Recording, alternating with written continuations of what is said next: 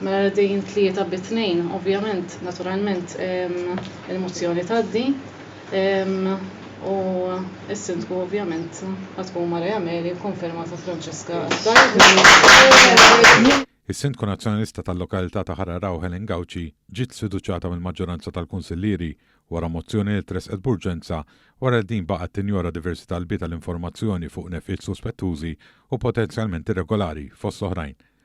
Waqt li anke l-Awditur Ġenerali ġibet l-attenzjoni dwar is-sitwazzjoni fit-tmexxija ta' Ħararaw, iż-żewġ kunsillieri Laburisti Marija Meli u Christopher Fenech flimkien mal-Viċi Sindku Indipendenti Franċeska Attard li riżenjat fitħilu mill-PN qatt ma nataw sodisfazzjon u baqgħu jinżammu fil-għama fl-istess waqt li kienu qed jintalbu japprovaw il-ħlasijiet xahar wara xahar. Kien għalhekk li fl-aħħar jiem it-tliet kunsillieri qablu li għandha titressaq mozzjoni ta' sfiduċja fis-Sindku. Il-laqgħa li saret b'urġenza l-4 filgħaxija fil-bini tal-Kunsill kienet waħda mqanqla, inkluż b'att ta' tajjir u teddid minn partitarji nazzjonalisti fil-lokalità u s-Sindku x-xentin nifisha appena 3 kunsillieri votaw favur il-mozzjoni kontra Helen Gawci. Issa l-Kunsill se jkun qed jitmexxa mill-Kunsilliera Laburista Marija Meli li għandha l-akbar ta' voti wara Helen Gawci waqt li Franċeska Attard se tibqa' il-Viċi Sindku. Minkejja l-vot demokratiku, Gawci esprimit ruħha kompletament kontra u ddeskrivit dan bħala serq u li rġajna lura t-tmeninijiet waqt li komplit malajjat u tajjir fis-sala. Hawn akkużat lil Meli li kienet qiegħda tisraq it-tmexxija tal-Kunsill.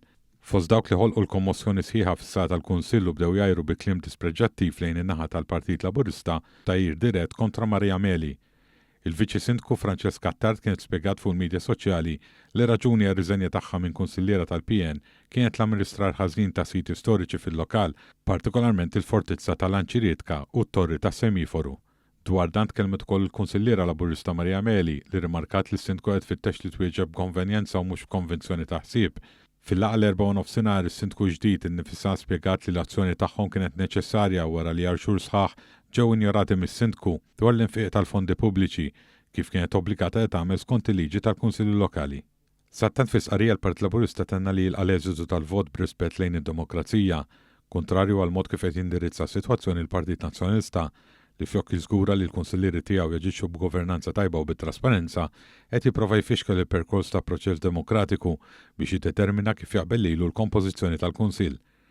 Il-Partit Nazzjonalista tilef il-maġġoranza tal-kunsillieri u spiċċa bit-2 minn 5 u għaldaqstant għandu jirrispetta dan ir-riżultat.